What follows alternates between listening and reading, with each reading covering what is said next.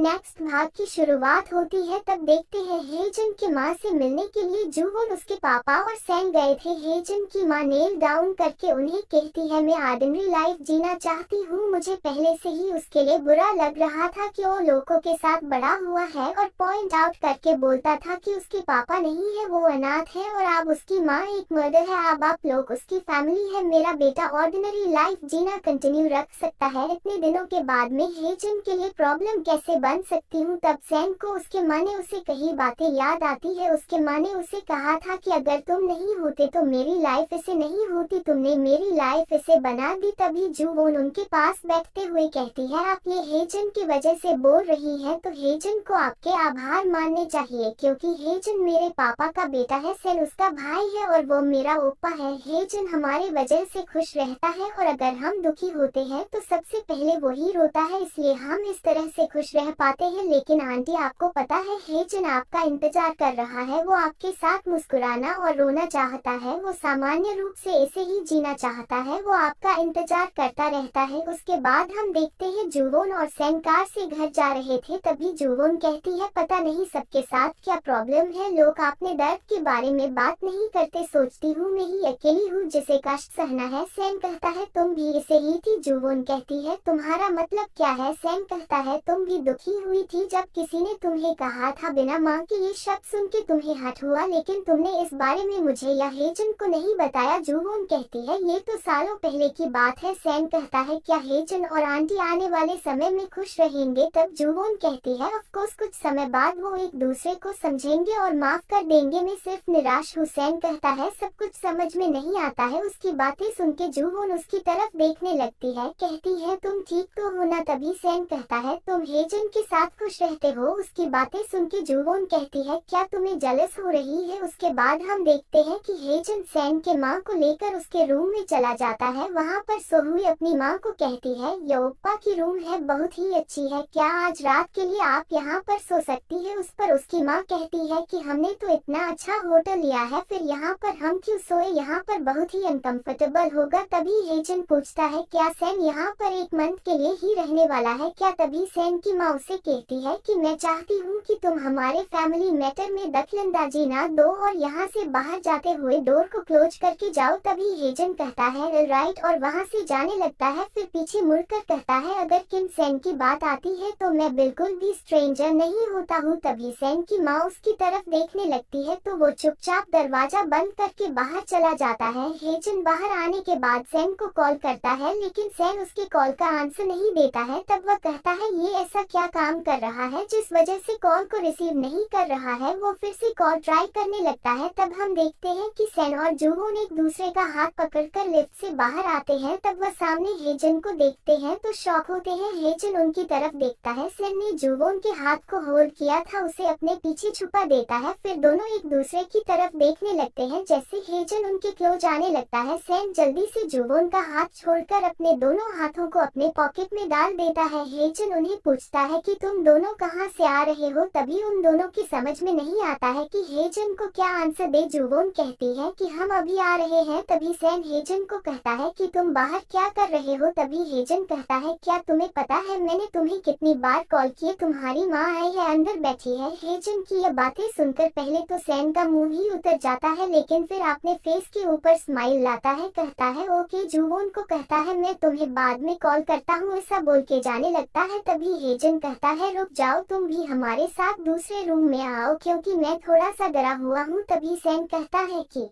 जूवोन, तुम हेजन को अपने साथ अपने रूम में लेकर चले जाओ। तभी जूवोन उसे कहती है कि मैं भी तुम्हारे साथ आना चाहती हूँ। वह कहता है कि नहीं, मैं जाकर देख कर आता हूँ, तुम दोनों रूम में रेस्ट करो। ऐसा बोलकर अपने रूम में चला जाता है। सैन जैसे ही डोर ओपन करके अंदर जाता है, सोहुई उसे देखकर भागती उसके पास जाती है और उसे हक कर लेती है। सैन उसे पूछता है कि तुम यहाँ पर क्या कर रहे हो। तभी वह कहती है कि माँ को पुसान का बीच देखना था और हम यहाँ पर है तो हमने सोचा सोचा हम आपसे मिलकर जाए। तभी सैन उसे पूछता है कि माँ कहाँ पर है। वह बताती है तुम्हारे रूम में है। वह कहता है मैं उसे मिलकर आता हूँ। वह अपने रूम का डोर ओपन करने जाता है, तब उसे याद आता है कि जब वह अपने माँ के साथ था तब उसकी माँ ने उसे कहा था कि अगर तुम नहीं होते तो मैं ऐसे नहीं होती। तुम्हें क्या लगता है मैं ड्रंक होने के कारण ऐसा एक्ट कर रही हूँ क्योंकि मैं चल नहीं सकती? इन सब के पीछे तुम ही हो, इसमें तुम्हारी ही गलती है, तुमने ही मेरी लाइफ ऐसे बना दी। तभी वह हिम्मत करके डोर को ओपन करके अंदर जाता है और डोर को क्लोज कर लेता है। तभी उसकी माँ उसे कहती है तुमने हॉस्पिटल भी चेंज कर लिया। सैम कहता है मैंने पहले ही बता दिया था कि मैंने हॉस्पिटल चेंज किया है। उसकी माँ उसे कहती है लेकिन मैंने तुम्हें कहा था कि तुम ऐसा नहीं कर सकते। तभी वो अपनी माँ के पास जाकर बैठ जाता है और उन्हें कहता है कि क्या माँ आप लास्ट तक सेल्फिश रहने वाली है क्या? वह कहती है क्या तुम जो चाहे वह करना चाहते हो? क्या तुम मुझे मरते हुए देखना चाहते हो? सैम कहता है आप मारोगे नहीं, तुम बिल्कुल ठीक हो जाओगी। तभी उसकी माँ कहती है कि तुमने अभी कहा कि तुम्हें मेरी परवाह नहीं है, अगर मैं मर जाऊं तो फिर उसके ऊपर चिल्लाते हुए कहती है कि तुम मेरे साथ ऐसा बिहेवियर कैसे कर सकते हो? उस पर सैम कहता है मैं ये कह रहा हूँ कि अगर मैं मर भी जाऊं तो आप अपने पलके भी झपकाने वाली नहीं है। फिर उठकर खड़ा होता है और कहता है कि मुझे तब डर था कि तुम्हें कुछ हो जाएगा, मैं वैसे आपको खो दूंगा जैसे आपने मेरी छोटी सिस्टर को खो दिया। मैं पिछले 10 साल से हर दिन इसी बात को सोचते हुए डर रहा था लेकिन मैं अकेला था। तभी हमें पास में दिखाया जाता है कि उसकी माँ ड्रिंक लेकर पी रही थी। तभी वह उसके माँ के पास जाता है उसकी केयर करने के लिए। तभी वह उसे दूर करती हुई कहती है तुमने मेरी जिंदगी बर्बाद कर दी। फिर कहानी प्रेजेंट में आती है। वह कहता है कि मैं अकेला ही था जो ऐसा सोचता था कि मैं आपके बिना जी नहीं सकता, लेकिन आपका दुख आपके बच्चों की वजह से नहीं है। तभी उसकी माँ उठकर सैम को थप्पड़ लगाती है, कहती है तुम्हारी हिम्मत कैसे हुई बकवास करने की? तुम्हें पता है क्या? नहीं तुम नहीं जानते होंगे मैं अपनी बेटी के लिए कितनी ज्यादा रोई हूँ। तभी सैम अपनी माँ से कहता है क्या सच में आप मेरी सिस्टर के लिए रोई है? उसकी बातें सुन के उसकी माँ उसके ऊपर चिल्लाने लगती है। तभी सुही डोर ओपन करके अंदर आती है, तब देखती है उसकी माँ सैम को मारने जा रही थी। उसका हाथ पकड़ लेती है, सैम को कहती है ओप्पा क्या चल रहा है, आप जल्दी से माँ को सॉरी बोले। सैम कहता है सोई को ले और सेओल चले जाओ, मैं नहीं आ रहा हूँ, ऐसा बोल के वहाँ से बाहर जाता है। तब वह डोर क्लोज करके खुद को रिलैक्स करता है। तब हम देखते हैं जुवोन और सैम दोनों बैठे हुए थे। उन्हें सैम की चिंता हो रही थी, वो दोनों बार बार डोर की तरफ देख रहे थे। दूसरी तरफ सैम जुवोन के रूम की तरफ जाता है, डोर बेल प्रेस करने जाता है लेकिन उसके हाथ पूरी तरह से कांप रहे थे। वो रो भी रहा था, उसमें इतनी हिम्मत नहीं थी कि वह डोर बेल बजा सके। वो वहीं पर बैठ जाता है। दूसरे दिन हम देखते हैं कि जुवोन के पापा सब्जी को ठीक कर रहे थे। तभी उन्हें जुवोन का कॉल आता है। वह कहते हैं मेरी बेटी कितनी बड़ी हो गई है, कितने अच्छे से उसने कल बातें की जिस वजह से मेरे पास उनसे बोलने के लिए कोई भी शब्द नहीं रहा। देखना तुम्हारी आंटी बहुत जल्दी कांटेक्ट करेगी। उस पर जुवोन कहती है अगर वह ऐसा करती है तो आपको मुझे कांटेक्ट करके बताना होगा। तभी वह कहती है जन आ रहा है, मैं आपको बाद में कॉल करती हूँ। कॉल रखती है, उसके पापा भी कॉल नीचे रखने लगते हैं। तभी मोहल्ले की दादी उनके सामने आकर बैठ जाती है। वो उन्हें अचानक सामने देखकर शॉक होते हैं, उसे कहते हैं आप कब आई? तब वो कहती है ये आंटी कौन है? तभी जुवोन के पापा कहते हैं आपके कान सच में अच्छे हैं, आपको और कई सालों तक हियरिंग एड्स की जरूरत नहीं